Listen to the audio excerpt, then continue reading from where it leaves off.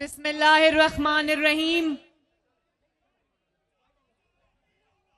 सैयद मुश्ताक हुसैन शाह साहब, चौधरी सज्जाद अहमद साहब और मेरे लेबर विंग के तमाम ओहदेदारान, आप सबको, आप सब की खिदमत में मेरा सलाम। मुझे तो पता नहीं था लेबर विंग वालों के मुस्लिम लीग नून का इतना मुतहर्रिक लेबर विंग है, माशाल्लाह। और मेरा ख्याल है अगर मैं गलत नहीं हूं तो शायद ये लेबर विंग का पहला ऐसा कन्वेंशन है, मेरा ख्याल है।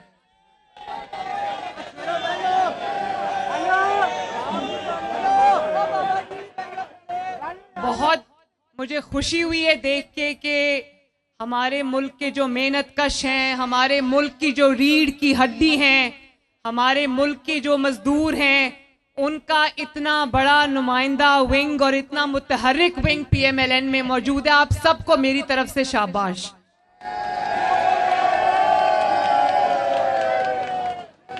और जब सैयद मुश्ताक शाह साहब ने नवाज शरीफ साहब को ये मैसेज भेजा लंदन कि वो अलहमरा हॉल्स में करना चाहते हैं लेबर विंग का फंक्शन, लेबर डे का, तो मियां साहब ने कहा कि मरियम जरूर आएगी, लेकिन आप सब लोग मुस्लिम लीग नून में अपने घर के ग्राउंड में तशरीफ लाएं, हम खुद आपको होस्ट करेंगे इंशाल्लाह। तो मेहरबानी मुश्ताक साहब, आपसे मेरी रिक्वेस्ट ये है, और लेबर विंग के जितने भी ओहदेदारान मौजूद, जरा लेबर विंग के ओहदेदारान हाथ खड़ा करें, मैं देखूं। वाह माशाल्लाह। जिस जमात का लेबर विंग इतना स्ट्रांग है, उस जमात को इंशाअल्लाह ताला और उस मुल्क की मईशत को आंच नहीं आ सकती इंशाअल्लाह।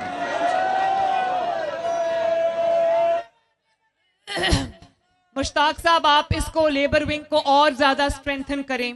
इसमें जो मुल्क के मेहनत कश हैं, इस मुल्क के जो रीढ़ की हड्डी की हैसियत रखते हैं मजदूर, आप उनको और ज्यादा मुस्लिम लीग नून के फोल्ड्स में लेकर आए और अपने इस विंग को और ज्यादा मुतहर्रिक करें और मुल्क के कोने कोने तक इसको आप पहुंचाएं।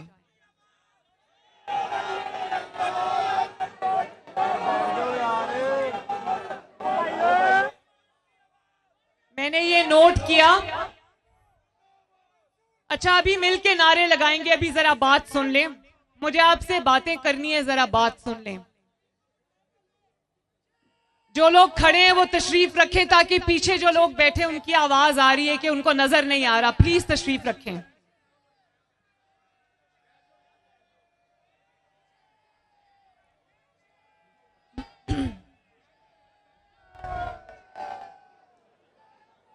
मुझे इस बात का इल्म है कि इतने मुश्किल और सख्त मुआशी हालात के बावजूद वजीर आजम शहबाज शरीफ साहब ने जो मिनिमम वेज है उसको 35,000 तक मुकर्रर किया है।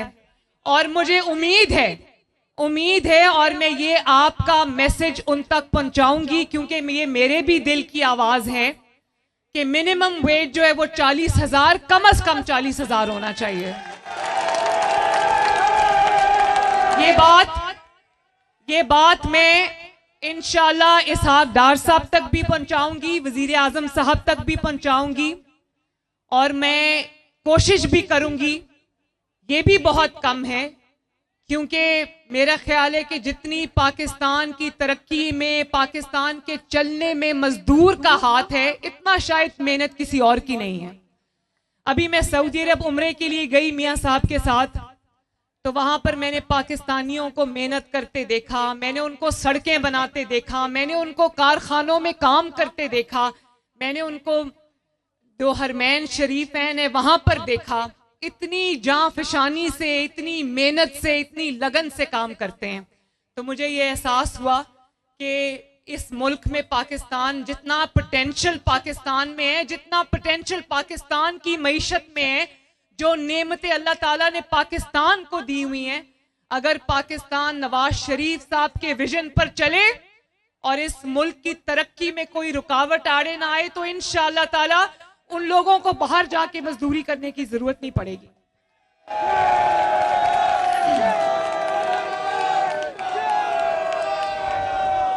और मेरे भाइयों और बहनों, ज्यादा दूर की बात नहीं है, ज्यादा पुरानी बात नहीं है, ये 2017 की बात है।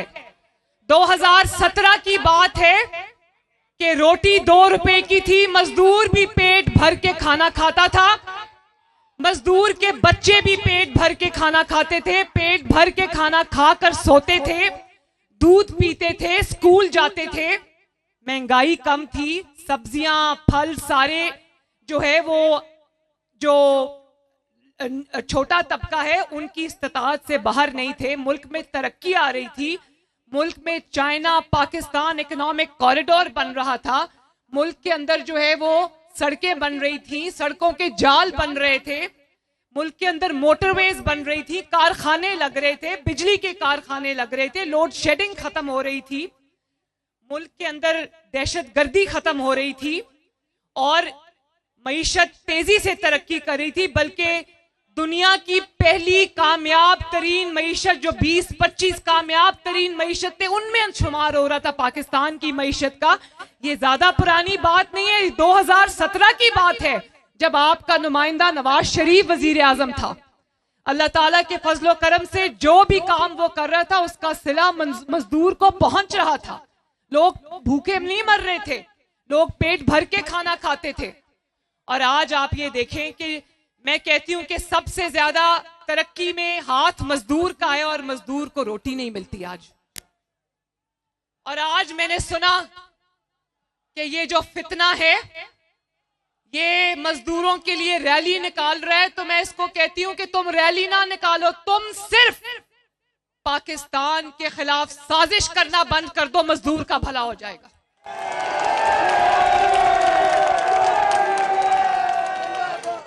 तुम साजिशी तरीकों से अपने इक्तदार के रास्ते खोलना बंद करो, मजदूर की रोटी ठीक हो जाएगी इंशाल्लाह। और ये मैं आपको बताऊं, ये मैं आपको बिल्कुल खुदा लगती बात कह रही हूं, इस मुल्क के अंदर इतना पोटेंशियल है, इस मुल्क के अवाम के अंदर इतना पोटेंशियल है, इस मुल्क की तरक्की में एक शख्स हाइल है, उसका नाम है इमरान खान। और मैं आपको ये बात सिर्फ इसलिए नहीं कह रही कि वो मेरा सियासी मुखालिफ है, सियासी तो वो नहीं है, वो दहशतगर्द है। जो हमारे मजहब के अंदर फितने की डेफिनेशन है ना, आप वो उठा के देख लो, वो इमरान खान पे फिट आती है। मुल्क की तरक्की में एक ही चीज रुकावट है, मैं जीत जाऊं मैं तब मुल्क की तबाही करूंगा, मैं हार जाऊं मैं तब मुल्क को चलने नहीं दूंगा। उस शख्स का नाम है इमरान खान। खुदा के वास्ते इस मुल्क पर रहम करो।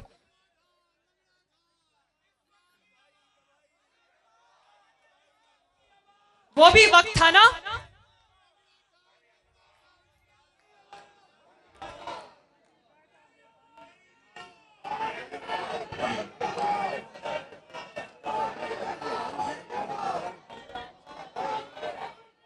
मेरे भाइयों और बहनों, वो भी वक्त था ना जब डॉलर 97, 98 और 100 रुपए का था, वो वक्त था ना।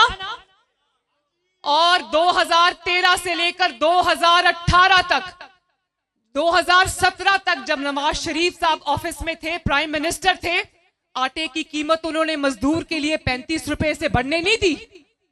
चीनी की कीमत उन्होंने अल्लाह ताला के फजलो करम से मजदूर के लिए 50 रुपए से बढ़ने नहीं दी। सब्जियों की, फलों की कीमतें उन्होंने मजदूर के लिए बढ़ने नहीं दी। वो एक ही बात करते थे कि इस मुल्क का गरीब और मजदूर जो है वो पेट भर के खाना खाए। और इस मुल्क में जो सड़कें बन रही थी, जो मोटरवेज बन रही थी, जो मेट्रो बस बन रही थी, जो ऑरेंज लाइन बन रही थी, जो तरक्याती मंसूबे बन रहे थे, उसका फायदा किसको हो रहा था? उसका फायदा पाकिस्तान के मजदूर को और गरीब को हो रहा था। फिर किसको तकलीफ हुई? किसको तकलीफ हुई? आज अगर 2 रुपए की रोटी 25 रुपए की है, 20 रुपए की है, तो किसको इल्जाम देना है? आज अगर वो 97 पे जो डॉलर था, आज जो 297 रुपए का है, तो किसको इल्जाम देना है? 280 रुपए का है, किसको इल्जाम देना है?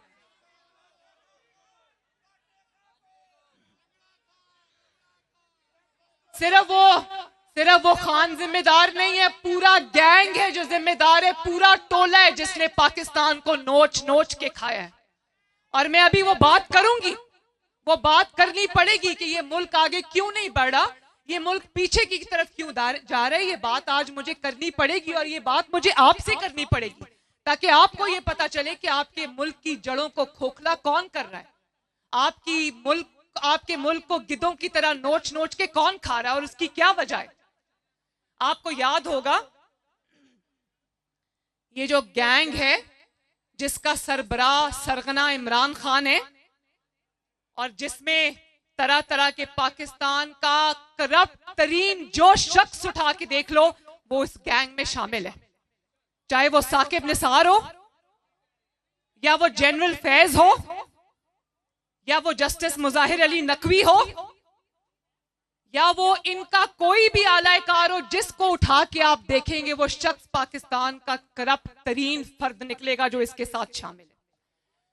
और 2017 में आपको याद होगा 2017 में जब नवाज शरीफ का और आपका पाकिस्तान तेजी से तरक्की कर रहा था, इमरान खान का 2014 का धरना फेल हुआ, 2017 का उसका 16 का लॉकडाउन फेल हुआ, जब पे दर पे उसकी हर चाल नाकाम हुई, तो उस वक्त जो जस्टिस खोसा था, आसिफ सईद खोसा, उसने देखा कि इमरान खान की तो हर चाल नाकाम हो रही। उसने इमरान खान को कहा कि इधर उधर मारे मारे क्या फिरते हो, मेरे पास लेकर आओ, मैं नवाज शरीफ को तुम्हारे रास्ते से कांटे की तरह हटाता हूं।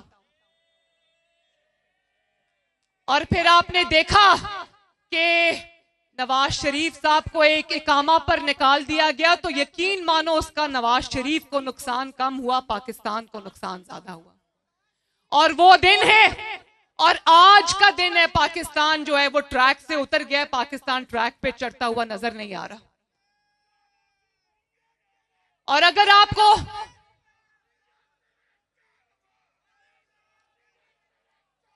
आप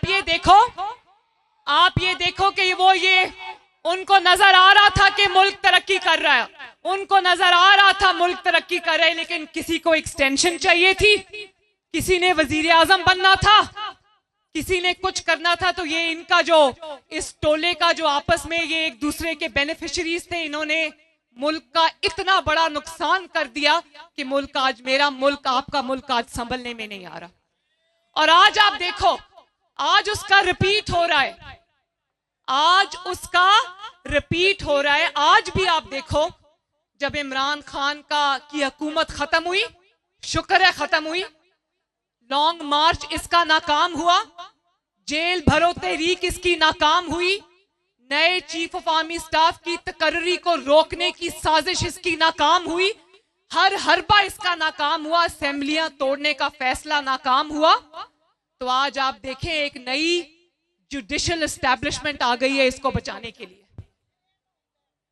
कुछ चेहरे पुराने हैं, कुछ नए चेहरे बीच में शामिल हो गए और सबका आपस का इंटरेस्ट है। ये एक इवल नेक्सस है, उसमें नवाज शरीफ फिट नहीं होता, क्योंकि नवाज शरीफ को जिसके ऊपर इन्होंने इतने झूठे इल्जाम लगाए, उन इल्जामों की बात भी अभी हम करेंगे, ना वो खाता है ना खाने देता है, ये खाते भी हैं और खिलाते भी हैं।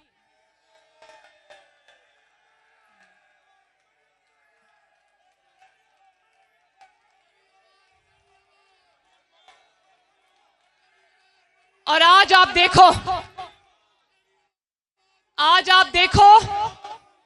देखो कि इसका हर हरबा, इसकी सियासत नाकाम हुई, तो बचाने के लिए वो 3 मेंबर बेंच आ गया। आज मुल्क को जितने भी आईनी और कानूनी जो हचकोले मुल्क खा रहा है, मसाइल जो पैदा हुए अभी रिसेंटली, उसका जिम्मेदार वो कंट्रोवर्शियल सुओ मोटो नोटिस है जो जस्टिस एजाजुल एहसन और मुजाहिर अली नकवी ने लिया। इमरान की जब सियासत हचकोले खा रही थी, पे दर पे नाकामी से दो चार हो रही थी, तो उन्होंने जस्टिस खोसा की तरह कहा कि ये तो नाकाम होता जा रहा है, इसको सहारा दो, इसको कंधा दो। तो वो जो केस लाहौर हाई कोर्ट में चल रहा था, उसको खींच के जबरदस्ती वो 3 मेंबर बेंच जो है वो अपने पास ले गया और सुओ मोटो नोटिस जो है उस पर लिया गया। और आप देखो आज पाकिस्तान में इतनी मईशत की बुरा हाल है, पाकिस्तान के अंदर तरक्की जो है उसको वो जाम हो चुकी है। लेकिन आप ये देखो मुल्क को किस किस्म के जबरदस्ती के मसाइल में उलझाया हुआ है। और आप देखो कि जस्टिस अतर मिनल्ला ने जब इलेक्शन का इन्होंने फैसला किया, इनको इलेक्शन, आप ये देखो मुल्क को किस किस्म के जबरदस्ती के मसाइल में उलझाया हुआ है।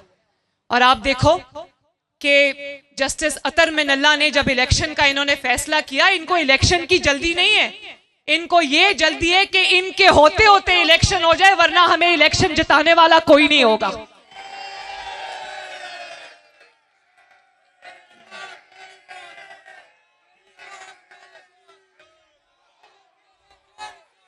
और आप देखो ये साजिश को देखो, इस साजिश को समझने की जरूरत है।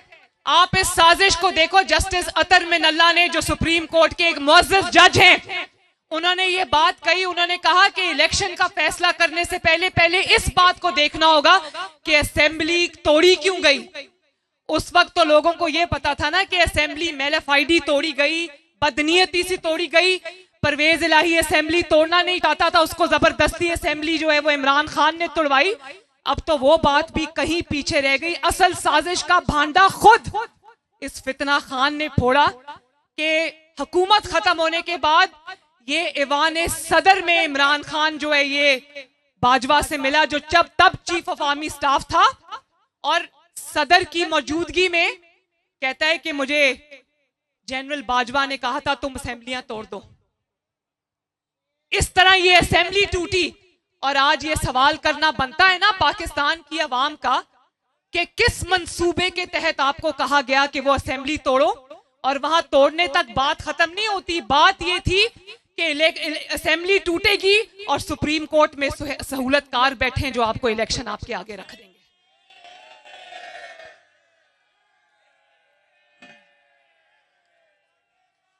और फिर इस नाइंसाफी की वजह से, इस साजिश की वजह से, देखें, इस साजिश की वजह से ये जो नाइंसाफियां हुई, जिस तरह से सुओ मोटो लिए गए, जिस तरह से कानून का, आइन का, इंसाफ का तमाशा बना के रख दिया गया, उस पे सिर्फ अवाम नहीं बोले, उस पे सिर्फ सियासतदान नहीं बोले, उस पे सुप्रीम कोर्ट के अपने ब्रदर जजेस बोल उठे, चीख उठे कि ये क्या हो रहा है।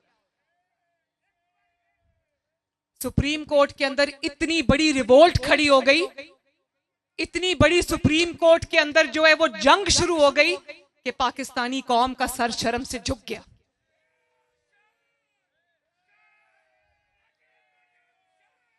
और आप देखें, आज सिर्फ मैं बात नहीं कर रही, सियासतदान बात नहीं कर रहे, पार्लियामेंट बात नहीं कर रही, पहले बात जो है वो ब्रदर जजेस ने की।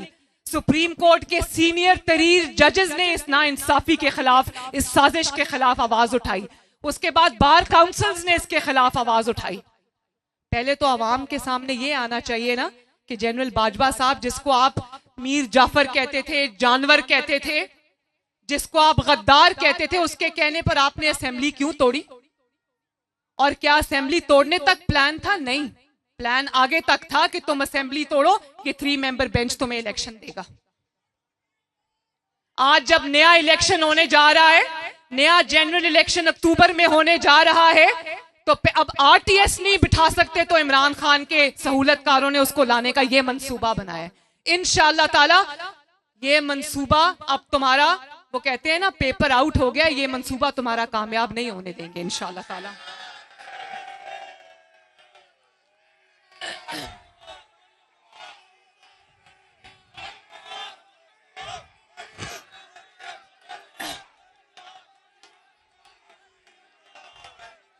और आज भी देखो मेरे भाइयों, आज भी देखो मेरी बहनों, एक बात गौर तलब है, पीछे से बैठ के डोरियां कौन हिला रहा है?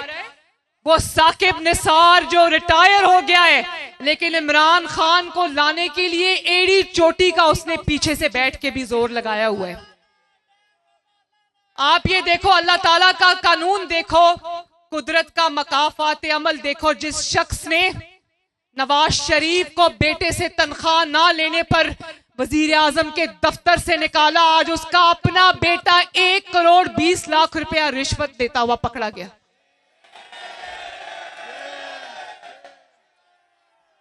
साकिब निसार का बेटा, उसकी ऑडियो हमने सुनी। उसका बेटा कह रहा है कि किसी को जो टिकट के लिए अप्लाई किया है, पीटीआई के टिकट के लिए, उसको कह रहा है कि तुमने अगर 1,20,00,000 से कम लिए तो मैं तुम्हारी टांगे तोड़ दूंगा। चोर का बेटा चोर। और देखो, और ना सिर्फ ये कि चोर का बेटा चोर, लेकिन कैसी चोरी की ट्रेनिंग वालिद साहब ने दी हुई है। और अभी रिटायर्ड है, अभी रिटायर्ड है। सोचो जब ये साकिब निसार पाकिस्तान की सबसे बड़ी इंसाफ की कुर्सी पे होगा, तब ये क्या नाइंसाफी करता होगा। तो आज पाकिस्तान की आवाम ये पूछती है, साकिब निसार साहब बताओ, अगर एक टिकट के तुम 1,20,00,000 ले सकते हो तो पनामा केस में नवाज शरीफ के खिलाफ फैसला करने के तुमने क्या लिया, मुझे बताओ आज।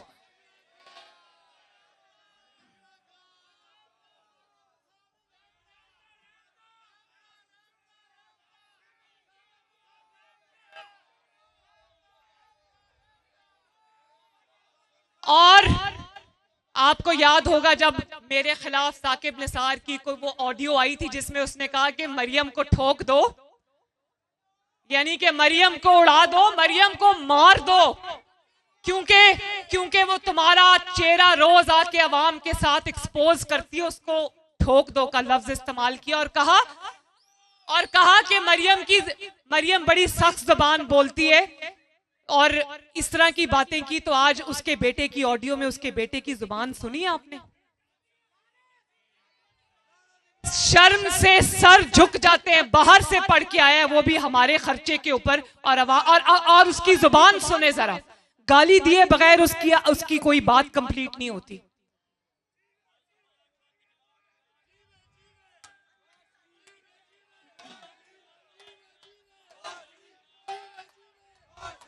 मुझे बताओ मेरे भाइयों और बहनों, नवाज शरीफ ने जब कहा था मैंने अपना फैसला अल्लाह रब्बुल इज्जत पे छोड़ दिया, तो आज नवाज शरीफ साहब को कुछ करने की जरूरत है? ये खुद भी बोल रहे हैं, इनके साथी भी बोल रहे हैं, और इनके बच्चे भी बोल रहे हैं। और उस मुल्क का हाल देखो। दुनिया के मुहज्जर फैसले होते, यहाँ कैसे फैसले होते? यहाँ फैसले सासों के कहने पे होते हैं, यहाँ फैसले दामादों के कहने पे होते हैं, यहाँ फैसले बेटों की रिश्वतों पर होते हैं। अब आपको पता चला कि आज अगर मजदूर के पास रोटी नहीं है तो क्यों नहीं है? आज अगर पाकिस्तान की तरक्की ख्वाब हो गई है तो क्यों हो गई है? इसलिए कि वहां पर 1.25 करोड़ में इंसाफ बिक रहा है। और आप देखो, मैंने कहा ना कि पर्चा आउट हो गया। वहां प्लानिंग ये हो रही है, साकिब निसार और इमरान का वकील ख्वाजा तारिक रहीम वहां क्या कह रहे हैं? वो कह रहे हैं कि वजीर आजम के खिलाफ कंटेम्प्ट का पर्चा देंगे, तुम फिक्र ना करो। मतलब अगर कोई पहले हम नाइंसाफी करेंगे, साजिश करेंगे, कोई बोलेगा तो उसके खिलाफ कंटेम्प्ट का पर्चा दे, जितने पर्चे मर्जी देने हैं दो, हम ये भुगत के आए हैं सारा कुछ, अब तुम्हारी बारी है।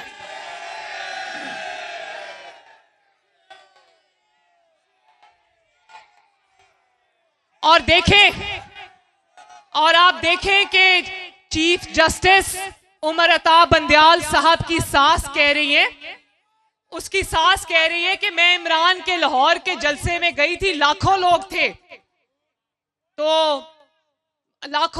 इसी तरह हर शहर में लाखों लोग उमर अता बंदयाल साहब के लिए दुआएं कर रहे हैं। तो जरा देखें तो सही, हर शहर में जाके लाखों लोग उमर अता बंदयाल साहब के लिए क्या कह रहे हैं।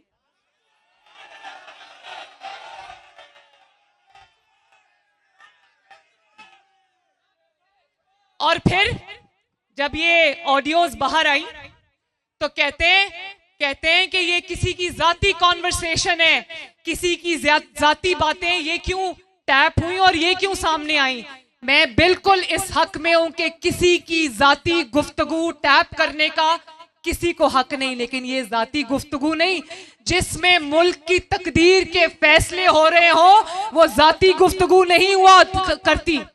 जो चीफ जस्टिस की सास साहिबा हैं और उसके साथ जो ख्वाजा तारिक रहीम साहब की वाइफ हैं, वो गाजर का हलवा की तरकीब नहीं डिस्कस कर रही थी जाती गुफ्तगू के अंदर। वो बता रही थी कि साजिश किस तरह होनी है और इमरान को किस तरह वापस लेकर आना है। ये जाती गुफ्तगू नहीं होती आपके पास, क्योंकि इन ऑडियोज का जवाब नहीं है। इन ऑडियोज के अंदर जो इतने बड़े बड़े इंकशाफात हुए हैं उनका आपके पास जवाब नहीं है। तो अब आप इस बात पे आ गए हैं कि ऑडियोज क्यों रिलीज हुई। आप इस बात को नहीं देख रहे कि आपका घर का हर फर्द शामिल है इन फैसलों में और इन साजिशों में। आपको कौम को जवाब देना पड़ेगा, आपको 22 करोड़ को जवाब देना पड़ेगा, आपको इस मुल्क के मजदूरों को, भूखे मजदूरों को जवाब देना पड़ेगा।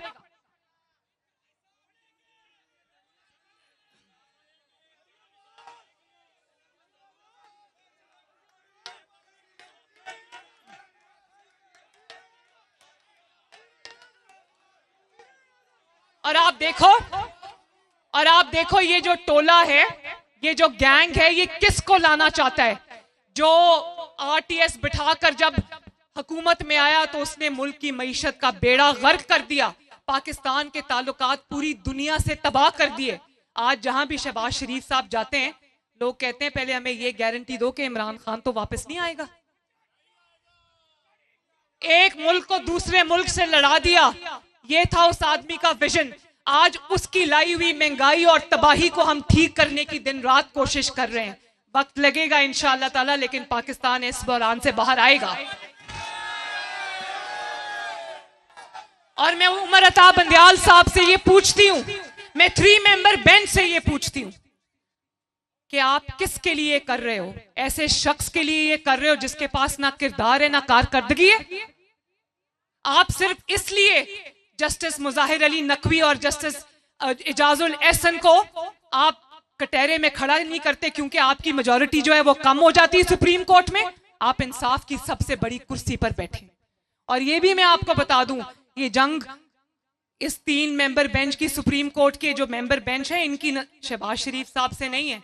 ये इनकी अगली तकरीरियां रोकने की है, क्योंकि ये जो सब एक गिरोह है जो ये समझता है कि अगर इनका बंदा ना आया तो इनकी जो पूछगिछ है वो शुरू हो जाएगी। ये सब एहतसाब से बचना चाहते हैं, समेत इमरान खान। आप देखें, इमरान खान तो आपको नजर आ जाता है ना, वो काली बाल्टी सर पे फेंक के रोज जान निकल पड़ता है। यकीन मानो बतौर सियासी वर्कर मुझे शर्म आती है जब मैं देखती हूं कि कोई ऐसा शख्स जो अपने आप को सियासी लीडर कहता है, वो अब काले डब्बे में अपना मुंह डाल के तो आ जाता है। ये जो मनाजिर है ना, ये काली बाल्टी, काला डब्बा, उसमें 2 आंखें बनी हुई हैं, ये दुनिया में कभी किसी ने नहीं देखे। लीडर सीना तान के पेश होते हैं।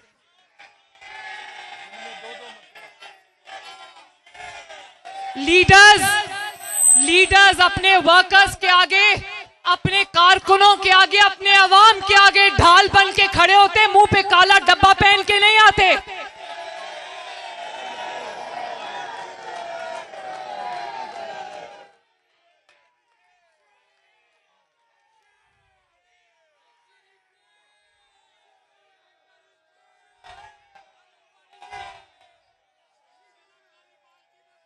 किस शख्स को तुम हमारे सरों पर दोबारा मुसल्लत करना चाहते हो? उस शख्स को जो जब नशा करता है तो उसको समझ नहीं आती कि वो बोल क्या रहा है। और आप देखो कि पहले जब इस्तीफे दिए तो अदालत पहुंच गए कि हमारे इस्तीफे मंजूर किए जाएं। अब अदालत जा रहे हैं कि हमारे इस्तीफे ना मंजूर किए जाएं। पहले असेंबली तोड़ी और बड़ी रौनक के साथ तोड़ी, अब सुप्रीम कोर्ट जाने वाले हैं कि हमारी असेंबलियां बहाल की क्यों किए जाएं। भाई ये मुल्क तुम्हारे वालिद साहब का मुल्क है।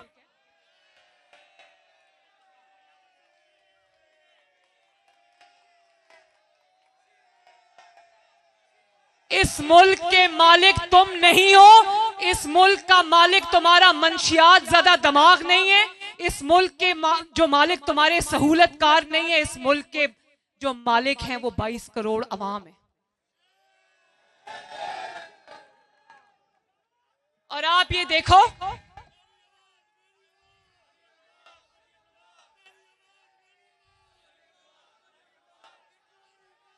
और नवाज शरीफ को बाहर रखकर देखें, जब नवाज शरीफ के साथ जुल्म करना था, नाइंसाफी करनी इस मुल्क में कितनी आसान है कि उसके लिए ब्लैक लॉ डिक्शनरी आ जाए तो नवाज शरीफ ऑफिस से बाहर।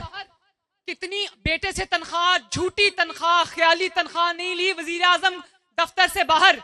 और जब उसी ज्यादती को, नाइंसाफी को गवाहियों के बावजूद, जो नाइंसाफी करने वाले जज थे अरशद मलिक मरहूम, उन्होंने खुद गवाही दे दी। लेकिन इस मुल्क में नाइंसाफी करना आसान है, उसी नाइंसाफी को इंसाफ में बदलना बहुत मुश्किल है। उसके लिए आइन और कानून याद आ जाता है।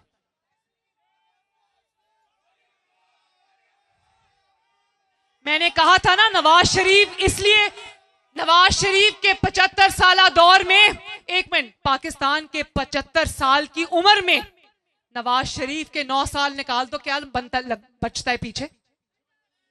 खंडरात बचते हैं पीछे।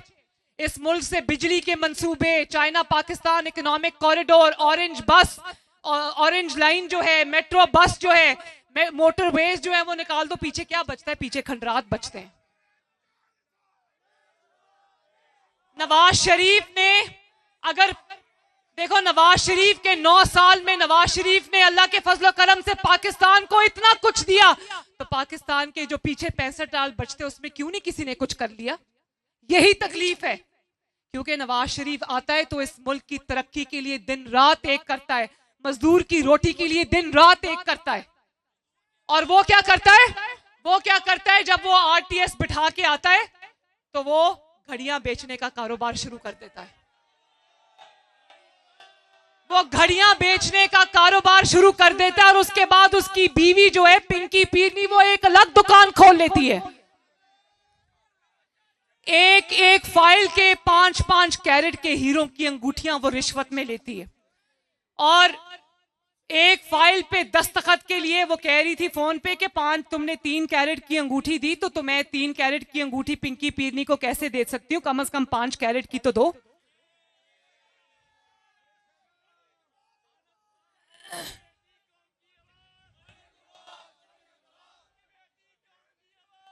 तो बात ये कि जिसको चोर चोर कहा वो सादिक और अमीन निकला। अल्लाह ताला ने उसको सच्चा साबित किया और जो चोर चोर कहने वाले थे उनकी औलादें भी चोर निकली।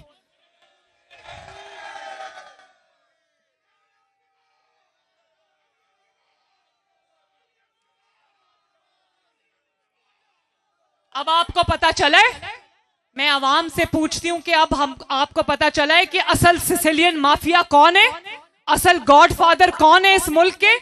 ये वो हैं जो साजिशी गठजोड़ है, जिन्होंने पैसे बनाए भी हुए, खाए भी हुए, खिलाए भी हुए। ये कोई नेक नाम का बंदा इस मुल्क के सिस्टम के अंदर आने नहीं दे सकते, क्योंकि इन सब के पोल खुलते हैं, इन सब के जो चीजें वो सामने आती हैं, इनकी औलादों की चीजें सामने आती हैं। और इंशाअल्लाह ताला जो एक्सपोज हो चुके हैं वो तो कौम के सामने आ गया, जो एक्सपोज अभी नहीं हुए ये खुद ही एक दूसरे को एक्सपोज करेंगे। नवाज शरीफ साहब आराम से बैठकर मकाफात अमल देख रहे हैं।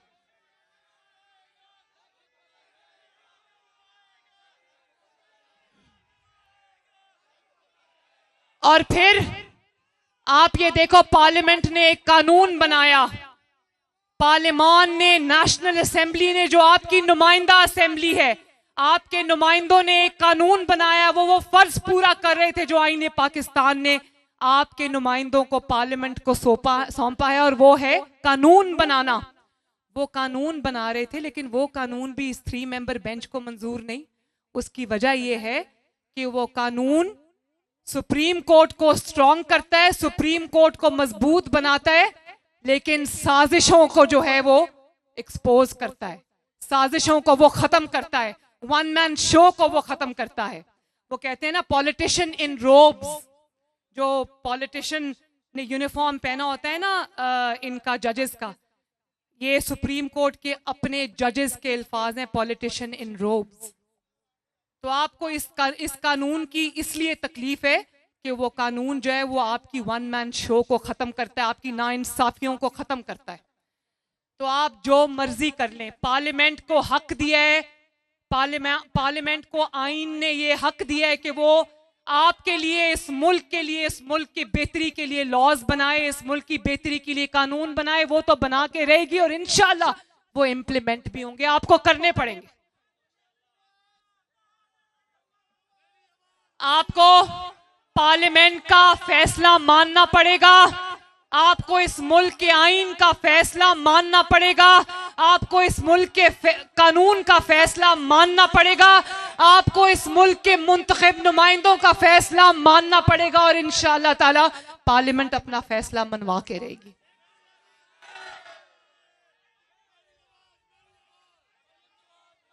क्योंकि इस मुल्क का जो आईन है वो भी सुप्रीम है और इस मुल्क का जो आईन दी है पार्लियामेंट वो भी सुप्रीम है और उसकी बात आपको माननी पड़ेगी। कौम नजर रख के बैठी है, कौम नजर रख के बैठी है कि ये क्या फैसले करते हैं, लेकिन मैंने नहीं देखा कि फैसलों से पहले इस कदर किसी की नामोशी हो गई हो। कोई भी इज्जतदार शख्स होता, इतने संगीन इल्जामात लगे, इतने संगीन सबूत सामने आए हैं, कोई भी इज्जतदार शख्स किसी मुहज्जब मुल्क में होता तो इस्तीफा देके घर चला जाता, लेकिन ये आज भी वहीं के वहीं बैठे।